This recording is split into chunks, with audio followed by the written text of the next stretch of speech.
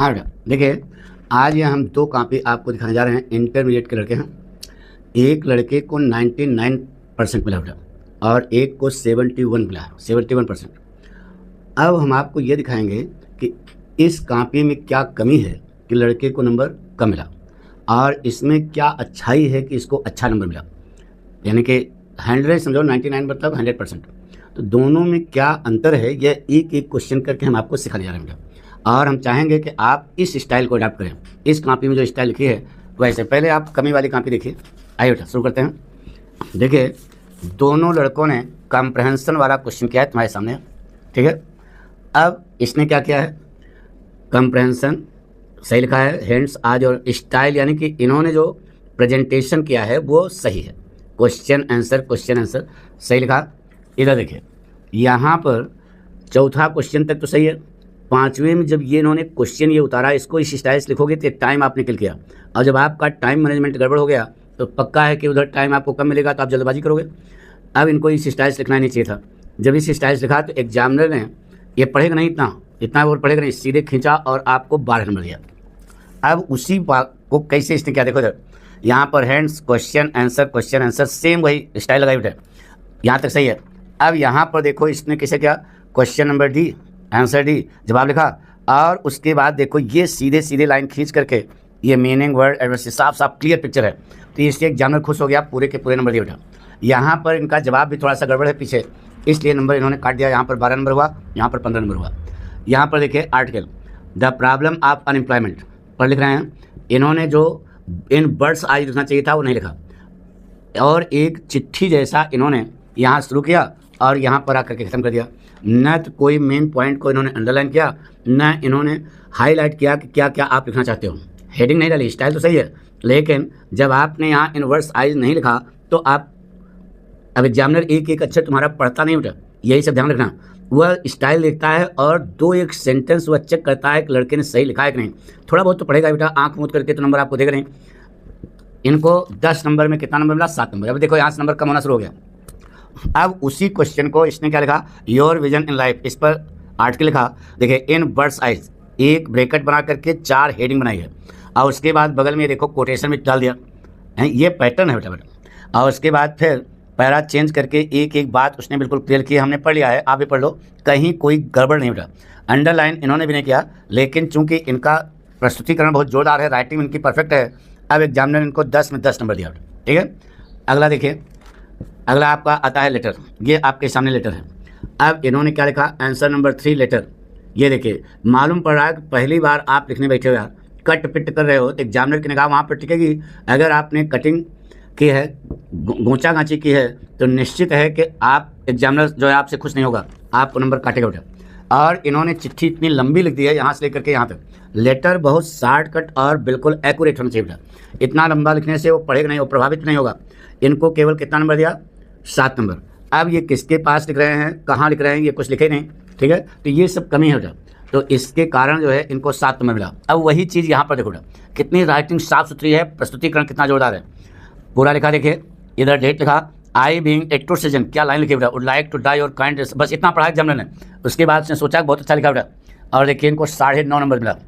कितना मिला, 10 में 10 नंबर नहीं मिला, 9.5 नंबर मिला बेटा, यानी कि अच्छा लिखा बेटा। अब आइए, अब ये ग्रामर पोर्शन है। ग्रामर पोर्शन तो मैथ है बेटा, अगर सही है तो आपको पूरा नंबर मिलेगा। इनका 1 2 3 4 चारों जवाब इनके सही हैं, 8 में 8 नंबर। लेकिन देखो कट पिट इसमें भी इन्होंने किया, देख रहे हो ना, ये नहीं होना चाहिए बेटा। लेकिन जवाब चूंकि मैथ की तरह चेक होता है, तो चूंकि जवाब सही है, एक क्वेश्चन इनका छूट गया है, 8 नंबर मिला। और यहाँ पर देखो पूरा बाकायदा phrase, one word phrase, meaning word, synonym word, error word, word antonym, इस प्रकार से लिखा बिल्कुल बाकायदा, 10 में 10 नंबर मिला बेटा। अब हर क्वेश्चन पर नंबर कम इनका होता जा रहा है बेटा, लेकिन ये स्टाइल ऐसी है कि ये कहीं से गड़बड़ नहीं है। अब आइए यहाँ पर देखो ग्रामर पोर्शन में नरेशन बिल्कुल, यानी कि जो प्रेजेंटेशन इनका सही है, लेकिन इन्होंने वाक्य बनाने में गलती कर दी बेटा, देख रहे हो ना। द सन, देखो ये सेंटेंस आपका गलत हो गया, ये बनना चाहिए the son having risen the boys went to school, नहीं बेटा। अब इनका वाक्य गलत हो गया, तो 2 नंबर यहाँ भी कम हो गया, जबकि इसको जो है देखो पूरे के पूरे नंबर मिले बेटा, 10 में 10 नंबर मिला। आगे देखिए, ये है ट्रांसलेशन इन इंग्लिश, ठीक है। केवल ट्रांसलेशन लिख दो तभी सही बेटा, लंबा खींचने की जरूरत नहीं है। हैंड्स प्राचीन काल में विक्रमादित्य वाला है, इन्होंने लिखा, देखिए अब एक सेंटेंस एग्जामिनर पढ़ा, in ancient time a king named Vikramaditya ruled over this country. Over लगाया नहीं, अब यहीं पर एग्जामिनर ने गलती पकड़ ली बेटा। अब वो पूरा नहीं पड़ेगा, साफ साफ बता दिया, नंबर काटने को उसको मौका मिल गया। 5 नंबर का क्वेश्चन है, 4 नंबर दिया बेटा। यहाँ पर देखिए, यहाँ पर भी इन्होंने भी सही लिखा है बेटा, एक जगह गलती की। देखो निगाह यहाँ पर पड़ी एग्जामिनर की, they should not think of the incident of past again. तो ये जो है यहाँ पर देखो आपका इस्तेमाल नहीं किया, आधा नंबर इसके लिए काट गया। 5 नंबर का क्वेश्चन है, 4.5 मिला।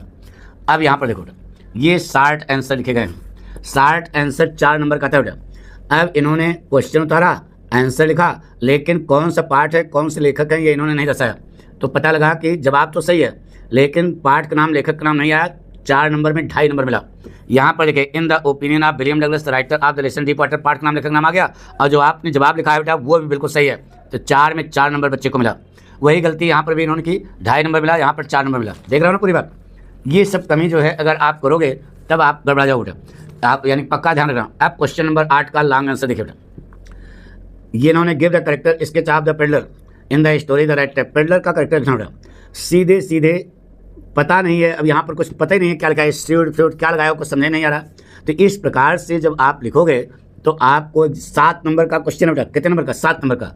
अब इनको यहाँ पर केवल 3 नंबर मिला, ना तो कहीं पैरा चेंज है, ना कोई अंडरलाइन है, ना कोई पाठ का नाम, लेखक का नाम पता ही नहीं है, हैं? तो ये सब चीज़ें एग्जामिनर देखता है, बस और कुछ नहीं बेटा। राइटिंग भी इनकी बहुत बढ़िया नहीं है, देखो कटिंग पिटिंग करना शुरू कर दिए। यहाँ पर देखो बेटा तुम्हारे सामने है the lesson, the last lesson, the writer, Alphonse doubt. फिर उसके बाद ये क्वेश्चन उतारा, ये आंसर। देखिए एक एक क्वेश्चन इसने लिखा है, अंडरलाइन भी बाकायदा किया, देख रहे हो ना तुम्हारे सामने है, और बिल्कुल प्रेजेंटेशन बहुत सही बेटा। 7 में 7 नंबर मिला। तो ये सब चीज़ें अगर आप एक एक पॉइंट पर ध्यान दोगे, और ये एक दिन में नहीं होगा बेटा, इसको बता दें, जब तक आप इसको लिख लिख करके अभ्यास नहीं क्लियर होगे तो ये कुछ ना कुछ गड़बड़ हो जाएगा बेटा। तो गड़बड़ी ना हो यही तो सिखाने के लिए यहाँ दिखा रहे हैं बेटा। देखिए बेटा, पोएट्री का कंप्रेंशन नहीं आता है, पोएट्री का कंप्रेंशन, परहैप्स द अर्थ, ये क्या नाम है, कीपिंग क्वाइट वाले पार्ट से। बताइए कहीं पर पाठ का नाम, लेखक का नाम कहीं चर्चा है, कहीं कोई चर्चा नहीं बेटा, बिल्कुल सीधे इन्होंने रामागाती लिख दिया और 5 नंबर मिला। यहाँ पर देखिए बेटा, एंट एंड जनफर्स्ट टाइगर वाला है, देखिए पाठ का नाम, लेखक का नाम बिल्कुल बाकायदा आया, देखो पाठ का नाम आ गया, लेखक का नाम आ गया। इसके बाद क्वेश्चन एक बार पूरे 6 में 6 नंबर मिले, यहाँ पर भी 1 नंबर इनका कम हो गया। यही सब चीज़ें होती है बेटा, ये सब देखना होता है। अब देखिए central idea, the a thing of beauty, John Keats इन्होंने लिखा, और यहाँ से लिखना शुरू किया। देखिए John Keats, a thing of beauty, the central idea of John Keats, ऐसे लिखोगे यार, हैं, the central idea of the poem a thing of beauty compose by John, ऐसा लिखना चाहिए ना, यानी जो मन में आया वही आप लिखते चले गए। तो ये एग्जामिनर जो है मूर्ख नहीं है, पहला सेंटेंस तो कम से कम देखता है ना। देखिए सेंट्रल आइडिया आप जॉन केट्स लिख रहे हो कि थिंग ऑफ ब्यूटी लिख रहे हो, ये बताओ।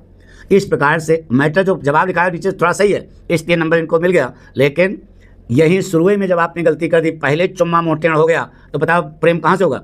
ये सब गड़बड़ी आप पैदा करते हो बेटा, इसलिए नंबर कटता बेटा। यहाँ पर देखिए keeping quiet, Pablo Neruda, the central idea of the poem keeping quiet compose, यहाँ पेब्लो नेरुदा तो इन्होंने नहीं लिखा ना, इन्होंने बिल्कुल सही लिखा है एकदम, इसलिए पूरे, और नीचे कोटेशन लिखा, oneness is necessary for the existence of the earth and humanity, 4 में 4 नंबर मिला बेटा, ठीक है।